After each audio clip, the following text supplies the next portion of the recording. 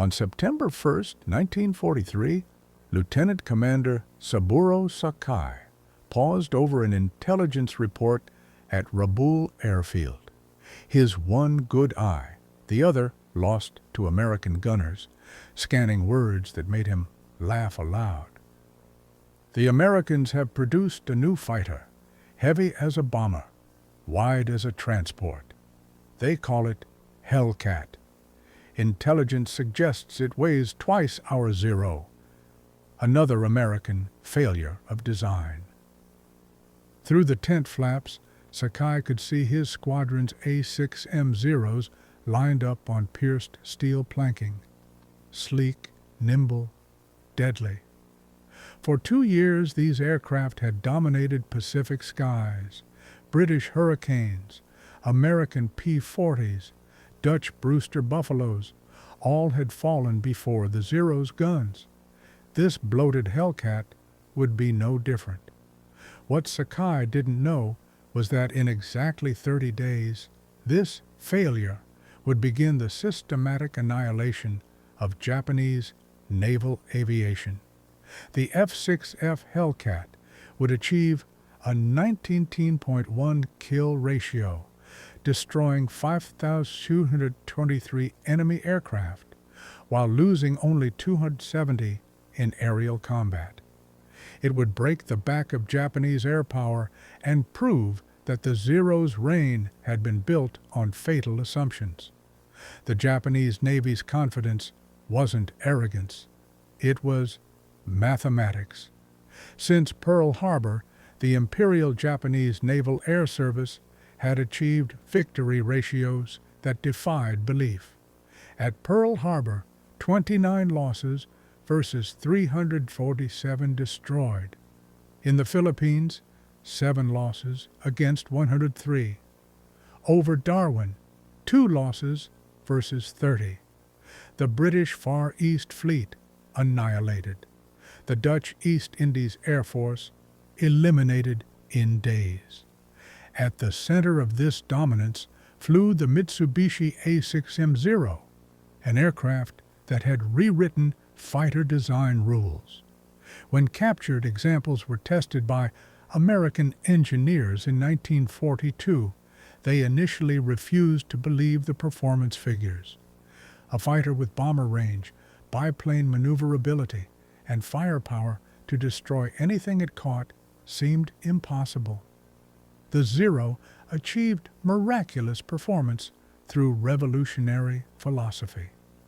Extra Super Duralumin, a classified aluminum alloy, created structure 30% lighter than American designs. No armor protected the pilot, no self-sealing fuel tanks added weight. Even radios were often removed to save 30 pounds. Every ounce sacrificed for performance. Warrant Officer Hiroyoshi Nishizawa, Japan's ace of aces with 87 kills, wrote in his diary, "Flying the Zero is like wearing wings. American planes fly like trucks, powerful but clumsy. They build fighters like cars, heavy, overbuilt, wasteful." The first Hellcat reports reached Japanese intelligence through Swedish sources in early 1943. The specifications seemed like propaganda. 12,186 pounds loaded, the Zero weighed 5,800, 334 square feet of wing area, 2,400 rounds of ammunition, armor everywhere, bulletproof glass, self-sealing tanks holding 250 gallons. Captain Minoru Genda, Pearl Harbor's tactical genius, reviewed the specifications. His analysis was dismissive. The Americans have learned nothing. This Hellcat represents their failed philosophy, attempting to overcome pilot skill with machinery weight. A Zero will fly circles around it. Mathematics supported his assessment. The Zero's wing loading gave it a 612-foot turning radius. The Hellcat suggested over 900 feet. In turning fights, the basis of Japanese tactics, the Hellcat would be helpless. On September 30th, 1943, Petty Officer First Class Yoshio Fukui spotted 6 dark shapes climbing from the southeast. His first thought, B-25 bombers on a strange heading. Then they turned, revealing the distinctive silhouette, single engine, massive fuselage, wings too short for the body. Fukui rolled into a diving turn, expecting the heavy American fighter to continue straight. Instead, something unprecedented happened. The Hellcat didn't run or try to turn. It went vertical. The Pratt & Whitney R2800 engine, producing 2,000 horsepower, 700 more than the Zeros, drove the Hellcat upward at 3,500 feet per minute. Fukui, attempting to follow, watched his airspeed decay. At 15,000 feet, the Hellcat performed a hammerhead turn, dropping directly onto Fukui's tail. 6 machine guns, not 4, Fukui reported. Volume of fire unprecedented. My aircraft took 17 hits in 3 seconds. Only by spinning did I escape. Fukui survived. His wingman didn't. First blood to the Hellcat. The engagement that shattered Japanese doctrine came October 5, 1943, when Lieutenant Yoshio Shiga led 12 Zeros against Hellcats. We held every advantage: altitude, position, surprise. Victory was certain. As Zeros dove, the Hellcats didn't scatter. They maintained formation, accelerating in a gentle dive that kept energy high. When Zeros opened fire, hoping for lucky hits, the Hellcats absorbed punishment. 212 pounds of armor-protecting pilots, 110 pounds around oil systems, self-sealing tanks taking dozens of hits. Then came the counterattack. Instead of dogfighting, Hellcats used weight as weapon, climbing where Zero engines struggled for oxygen. At 25,000 feet, the Hellcat produced 1,650 horsepower. The Zero 900. They came down like hawks on the sparrows, Shiga wrote. Their weight gave speed we couldn't match. Dive, fire those 6 terrible guns, climb away before we could react. 8 Zeros down, no Hellcats lost. Lieutenant Commander Takeo Tanamizu, with 32 victories, briefed pilots after surviving multiple Hellcat encounters. Forget everything about air combat. Americans have changed the rules. They fight like executioners, not warriors. Tanamizu explained what Japanese pilots were fatally learning. Hellcats weren't designed to outturn Zeros, but to never need to. Using energy fighting, Hellcat pilots maintained speed and altitude, converting potential to kinetic energy in slashing attacks. They work in pairs, one high, one low. Their radios, which we mocked for adding weight, let them coordinate perfectly. We fly as individual samurai. They fight as a machine. The technology gulf was mathematical. Hellcat's 6 Browning M2s fired 4,500 rounds per minute total. Each 50 caliber bullet delivered 3,500 foot-pounds of energy. The Zero's 2 7.7 millimeter machine guns delivered 750 foot-pounds. More disturbing, radar-guided fighter direction.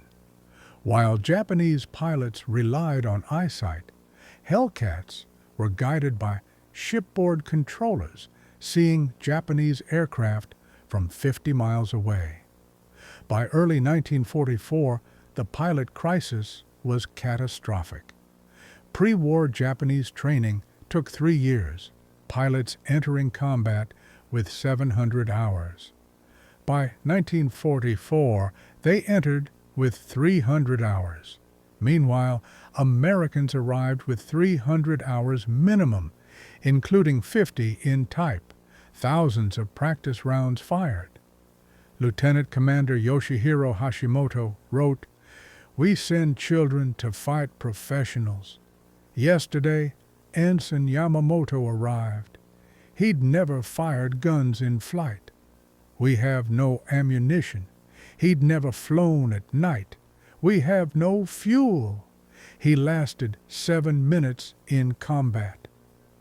June 19, 1944, the Great Marianas Turkey Shoot.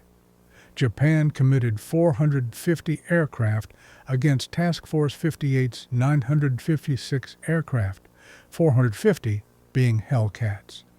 American radar detected the first wave at 150 miles. Hellcats intercepted with perfect positioning. Lieutenant Zenji Abe saw them, stacked from 20,000 to 30,000 feet, at least 60 waiting like a steel curtain. Every advantage was theirs. Of 69 aircraft in the first wave, 42 were destroyed. Commander David McCampbell shot down 7 that day. By evening, Japan had lost 346 carrier aircraft. American losses, 30 from all causes. October 24, 1944, McCampbell set his record, intercepting 60 Japanese aircraft with 7 Hellcats. In 90 minutes, he shot down 9, his wingman 6 more. 7 Hellcats routed 60 Japanese aircraft, destroying 15 without loss. Admiral Ozawa wrote, "Enemy radar-guided direction achieved the industrialization of air combat. Each Hellcat wasn't an individual fighter, but a component in a vast machine. Our pilots engaged not planes, but a system." The transformation from elite force to kamikaze operations represented ultimate admission of Hellcat superiority. Vice Admiral Takejiro Onishi justified it starkly. If a Zero attacks conventionally, success probability near zero. Hellcats will destroy it. If the Zero becomes a bomb, hitting probability 30%. The pilot dies either way. At least as kamikaze, death has meaning. By war's end, the F6F Hellcat had destroyed 5,223 enemy aircraft, lost 270, achieved 19.31 kill ratio, produced 305 aces, accounted for 75% of Navy victories. Of 18,000 Japanese naval aviators who started the war, fewer than 100 remained. Grumman's production itself became a weapon. At peak, a new Hellcat rolled off the line every 60 minutes.